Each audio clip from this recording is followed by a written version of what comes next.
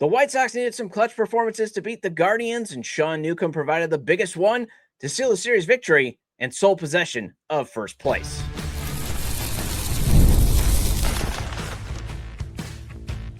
You are Locked On White Sox, your daily Chicago White Sox podcast. Part of the Locked On Podcast Network, your team every day. Hello, I'm Todd Welter. Welcome to Locked On White Sox, part of the Locked On Podcast Network, now the #1 sports podcast network.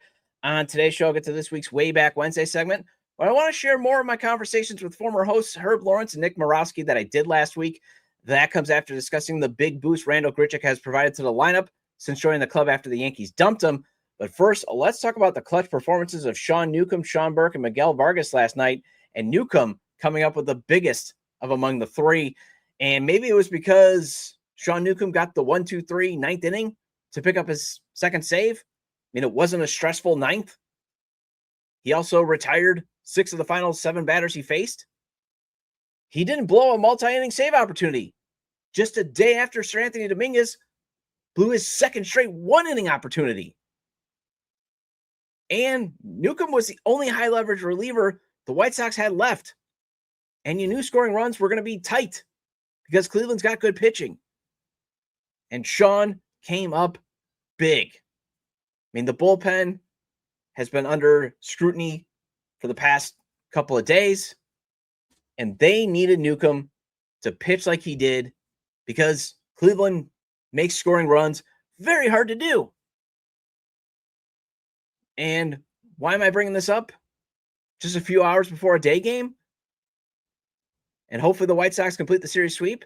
Well, if the White Sox don't want to fade out of the playoff race, if they want to hopefully build a 2-game lead over the Guardians by completing the sweep today, they need clutch performances.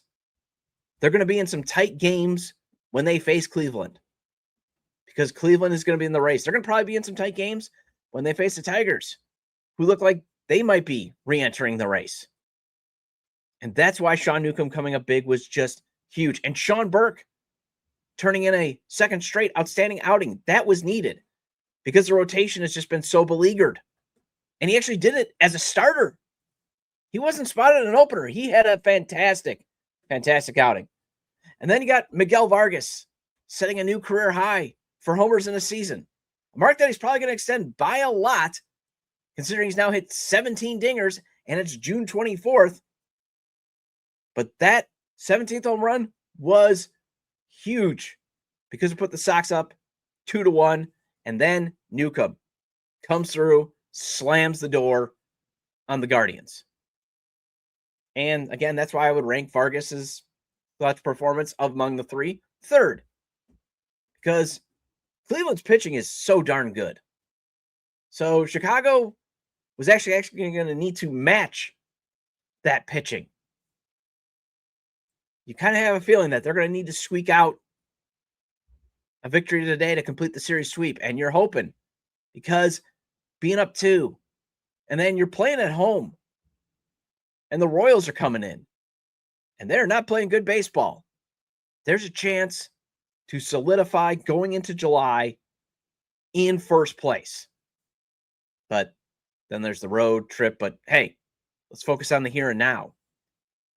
And the here and now kind of owe it to the past, actually, because thankfully Sean Newcomb wanted to be a starter, and thankfully the White Sox did not give him that chance.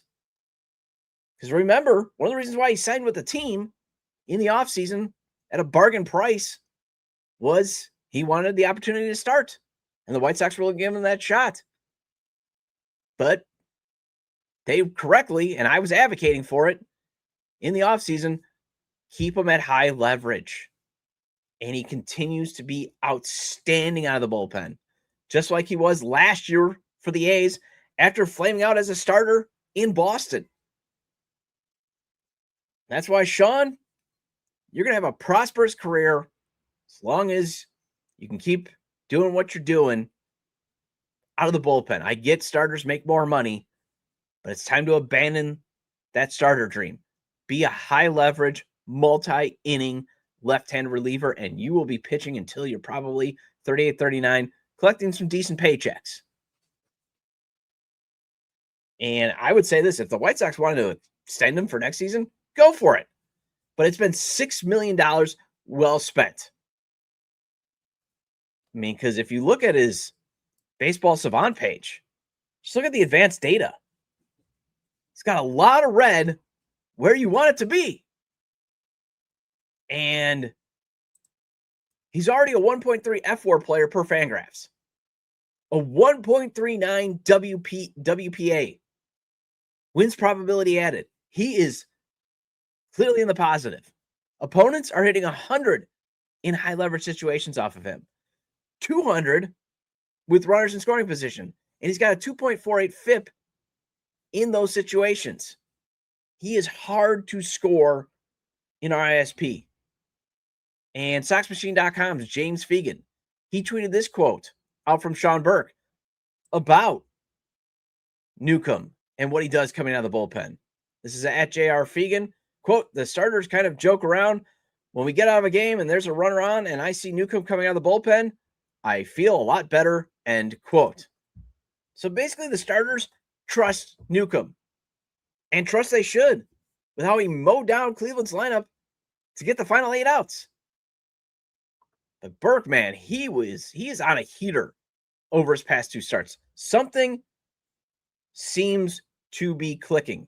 It's just baseball pointing this out. Last 2 games, 13 2/3 innings pitched, 11 hits, 2 earned runs, 2 walks, 14 strikeouts, and he's pitched 6+ in back-to-back outings. Now, one of them was the opener. And I know everyone was kind of freaking out that, why are we not spotting him an opener? Why?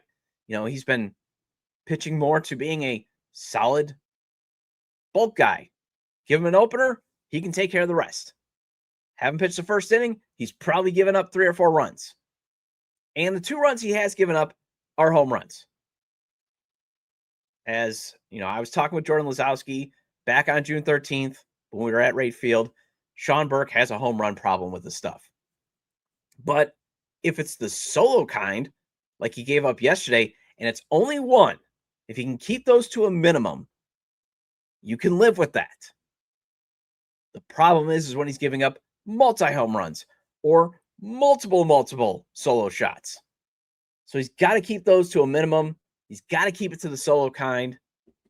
But if he keeps this hot streak going and not revert to being nothing more than a 5th starter, that is going to be immense for the White Sox rotation. They still need to obviously acquire a starter if you really want to dream about they're going to make the playoffs and even win some playoff games.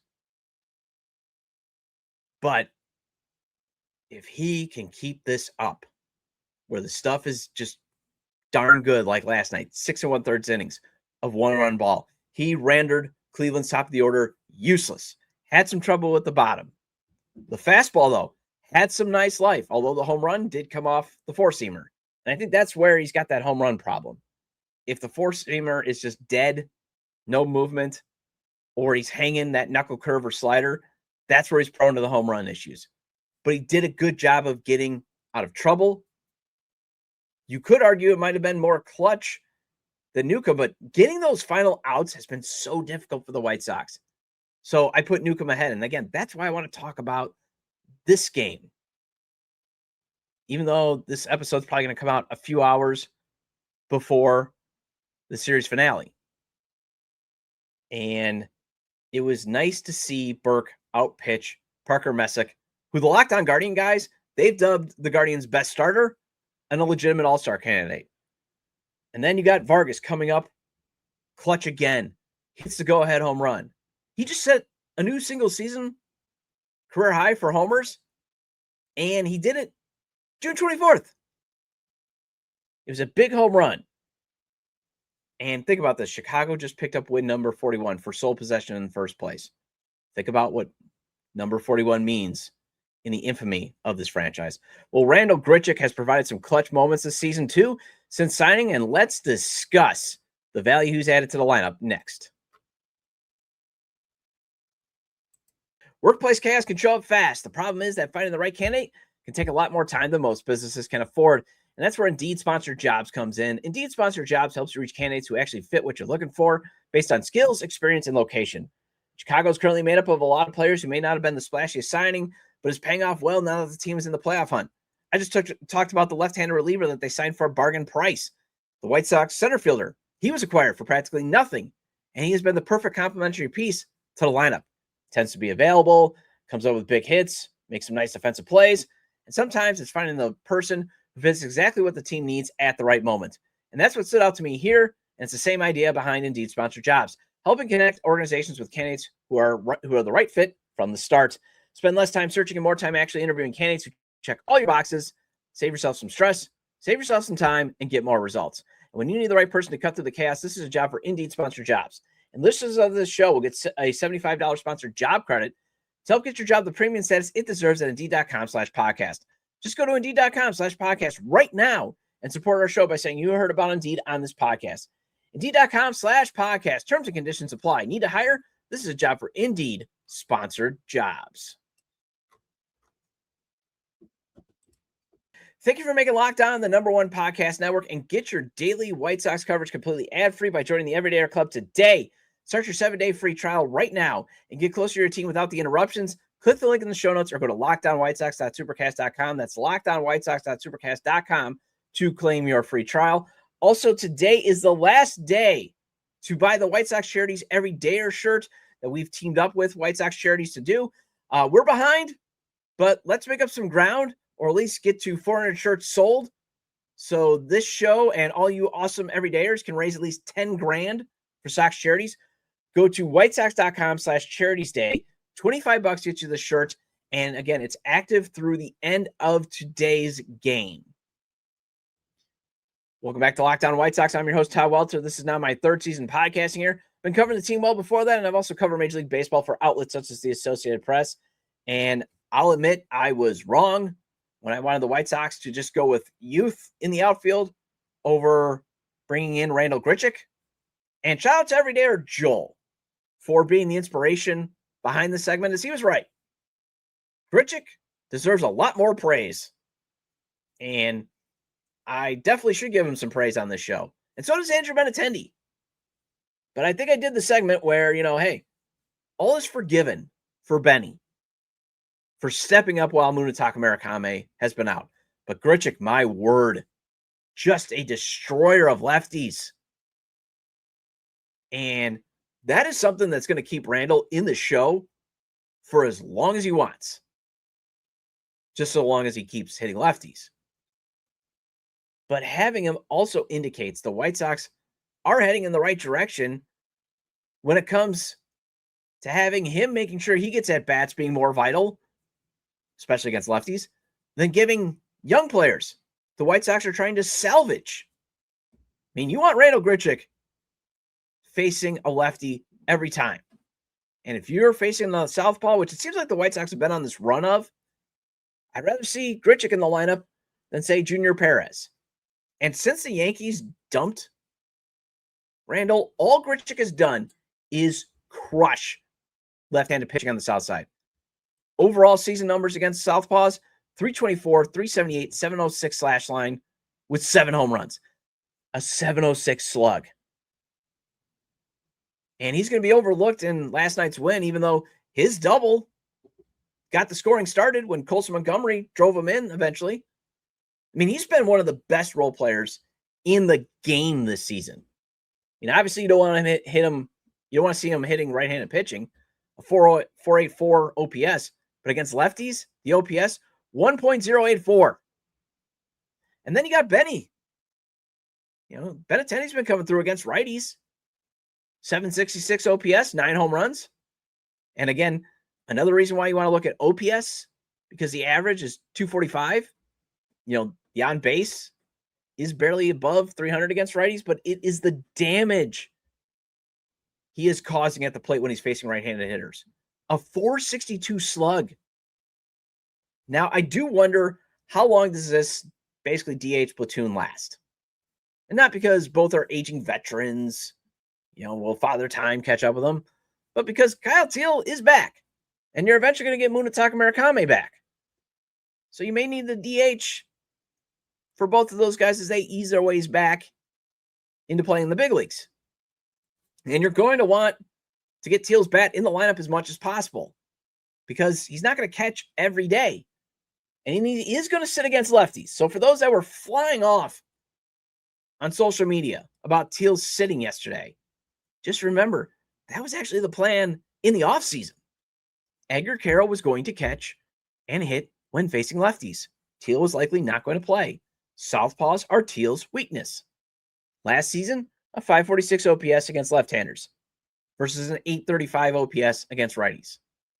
So Teal's probably going to eat into Benintendi's at-bats at some point a little bit because you can't just sit Grichuk against lefties.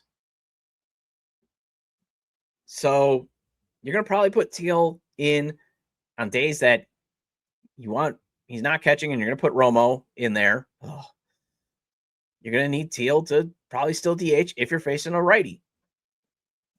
But think about this. Late in the game, a lefty's on the mound. You got to like your chances to bring in Grichuk if he's not in the DH spot. Basically facing a lefty to start the game, Grichuk has to be DHing. So Benny's probably going to have to start getting used to pinch hitting if a righty is put in late in the game. And probably just filling that position, the DH spot just a little bit less on days Teal is not catching. And honestly, that's fine. Especially because Benintendi, pinch hitting, he's a guy hunting for pitches early in the count, and that's what you need out of a pinch hitter. And Benny does that really well sometimes. So it is good to see these guys playing their roles really well. Well, last week, Locked On turned 10, and I revisited the history of Locked On White Sox with former host Herb Lawrence and Nick Murawski. Some of our conversations had to be cut for time. So I want to bring back the rest of those conversations for this week's Way Back Wednesday segment coming up next. ED is way more common than most guys think, and millions of men deal with it at some point. HIMSS offers a simple, convenient way to take care of your health by connecting you with licensed healthcare providers online and giving you access to personalized treatment options from the comfort of home. No awkward appointments, no pharmacy lines, just a straightforward process designed to make getting care easier. Taking care of yourself shouldn't feel complicated, and HIMSS makes the process private and easy to navigate. It's healthcare built around your schedule and your comfort. When something is already uncomfortable to talk about, the last thing you want is a complicated process. Having the ability to start online from home makes taking the first step feel much more manageable. And HIMSS makes it easier with a straightforward online process and discreet delivery, so getting care feels more comfortable. And that's what makes HIMSS stand out. Something so intimate and private should have an easy process, make you feel comfortable throughout, and then ensures no one knows your business. And HIMSS does that and then some. To get simple online access to personalized, affordable care for ED, hair loss, weight loss, and more, visit HIMSS.com/LockedOnMLB. That's HIMSS.com/LockedOnMLB for your free online visit. HIMSS.com/LockedOnMLB. Prescription required. See website for details and important safety information. Sildenafil is the generic version of Viagra. Viagra is a registered trademark of Viatris Specialty LLC. HIMSS is not affiliated with or endorsed by Viatris. Running a business shouldn't feel like trying to connect a bunch of systems that were never designed to work together. One app for accounting, another for inventory, another for sales. And somehow none of them talk to each other. And that's where Odoo comes in. Odoo is an all-in-one business management software that brings every part of your business together in one powerful platform.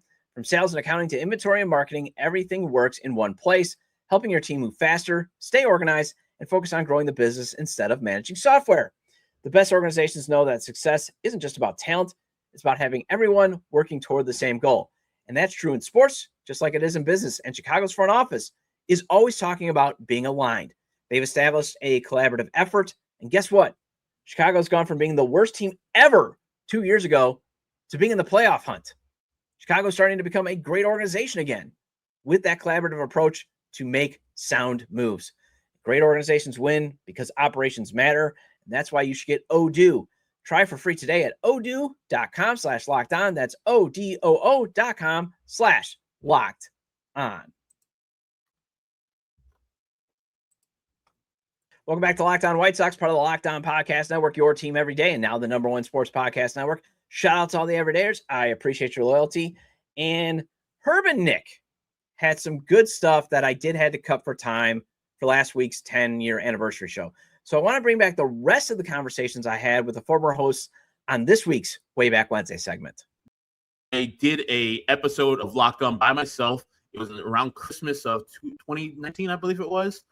And my then girlfriend, I was at her mom's house in the suburbs, and they went Christmas shopping. So I had to do the show pretty much with my iPhone in my hand, and just did the show for like 19 minutes, showing how excited I was for Dallas Keuchel coming to the White Sox. That was kind of my akin to John Lester coming to the Cubs in 2015, 2016 year, where, okay, this is getting that veteran lefty presence that's won a championship and showing these other guys how to win a championship. And so that's why I was so excited, even though the Dallas Keuchel era wasn't really that great for the White Sox. And my number one, of course, you've mentioned it too. I was in the Score studios because Mitch Rosen, the program director for 670, the Score at the time, 104.3 now, said that Tanny and I could do a Locked On live after the game, after Game 3, the Astros versus the White Sox. And of course, Game 3, the Leary home run off of Yimi Garcia, the excitement, that Kane guy, all the things that happened that game. Me, Tanny, and our producer, Sean Anderson, who eventually became our successor on Locked On, were in the Score studios just taking calls, reacting to what happened in Game 3, and just the electricity from that ballpark. You can tell that that was a game that people still talk about to this day, about being one of the most loud environments and one of the most jovial environments in guaranteed rate field history, even though that place has hosted a couple World Series games in the last 21 years. So I remember that show fondly because we were on the air on a 50,000 watt blowtorch giving our opinions, and everybody who was a White Sox fan was tuned in to 670 The Score via Locked On Sox, which we did on live area. So we put that both on 670 The Score's website and on the Locked On White Sox website too. So that was probably our highest rated show ever, or most listened to show. Really appreciated my time at Locked On to be able to talk about the team I love on a daily basis, connect with fans. It was awesome, and it challenged me. Any content creator, any writer, any editor, and anytime you have to do things and people rely on you, and if people were going to give me their time, I was going to give them all of what I had every single day. And so it just was tough because we didn't have a lot to celebrate it. But so I put some stuff together when you and I exchanged some messages. That September run in 2022, where up until like September 10th, mid-September, they were a game and a half out. And it was such a back and forth. And that was pretty exciting, that era. Even though it gave me just heart palpitations, the back and forth, the fact that they were still sniffing a playoff made things pretty memorable when I look back at things. Luis Robert Jr., he became a star in 2023. At least the first half. He had a heck of a ride. I think he was in the home run derby that season, if I'm not mistaken. He might have hurt himself in the derby, which isn't a shocker. I covered a lot of those injuries from Moncada to Robert to Eloy. But yeah, Robert, kind of breaking out in the first half of 2023. That was fun to talk about on a daily basis because we'd been kind of wanting that. Here's a name that, Sox fans that were listening regularly during this era, Elvis Andrus. Remember Elvis Andrus? Yeah. I mean, Elvis Andrus comes over because I think Tim Anderson got hurt and we needed a shortstop, and he just lit a fire on the Sox. I mean, they went on some pretty fun stretches there. That was exciting. I mean, when Miguel Cairo took over, and unfortunately, Tony was sick, and that was not how we wanted things to go. But something was happening with the team with Miguel Cairo when he came around, and that was a fun stretch in 2022 to see the way the guys kind of responded to Cairo and he to them. But yeah, Elvis Andrus, he had that run. I'll never forget. That was fun. The Dylan Cease almost no-hitter. If you remember that against the Twins, he had one out remaining in early September, and that I got to talk about that with some anger, but a lot of joy, because Dylan Cease really came out that year. I think he was runner-up in the Cy Young that season. So I got to talk a lot about his slider and Dylan Cease coming in. He was still throwing a ton of pitches, but he was getting the results, and he had his out pitch, and that was a great season. But one of the biggest, that I think I hope it doesn't get lost, but Liam Hendriks coming back to the mound after beating cancer. That was late May in 2023. I get chills just talking about it right now. He just jumped into the organization when he was signed in the offseason right before the 2020. Was it 2020 season or 2021? It kind of 2021 is when he came over. Okay. He was on the A's in 2020. He beat the Right. That's right. That's right. Yeah. And we got a good look at him. We're like, yeah, that's a great addition. And he just embodied us. I don't know. He just took the fandom and he wore it, and his passion. And when that happened and everybody rallying around him, and for him to come back and emerge, and again, like, it wasn't a lost season at that point in 2023, but that for sure was like the highlight, like Liam Hendriks returning, and you knew he would just because of the personality. But to open that season, Todd, 2023, the Sox opened that season in Houston. And Dylan Cease was on the hill, and they started off with a win against Houston, and it was an electric win. And I remember firing up the mics that night after a long, it was a late night. You're excited. My voice is hoarse. And I was like, this is awesome. Sox beat the Houston Astros opening day. These are great vibes right now. And then things kind of, fell wayside. But that's a little glimpse of kind of like some of the top moments from my era. Well, that wraps up this edition of Locked On White Sox. I'll be back tomorrow with the Turned Out Differently Thursday segment. Make sure you subscribe to the YouTube channel at Locked On White Sox, wherever you get your audio podcasts, as this show is available on places such as Apple or Spotify. You can email me with questions or comments to lockedonwhitesox@gmail.com. You can also follow the show on Twitter at Locked On Sox. You can follow me at Tajay Dub. Also, the show's a TikTok page at Locked On White Sox. And if you never miss an episode, the Everyday Club is built for you. Get Locked On White Sox ad-free, plus members-only Discord access, and so much more. Head to lockedonwhitesox.supercast.com to join the club. If you've already signed up, spread the word. Tell your friends to join. For those of you on video, we send you the first ever 24/7 National Locked On Podcast Network YouTube channel. On audio for your second listen, go check out Locked On MLB. Have a great day. Talk to you later.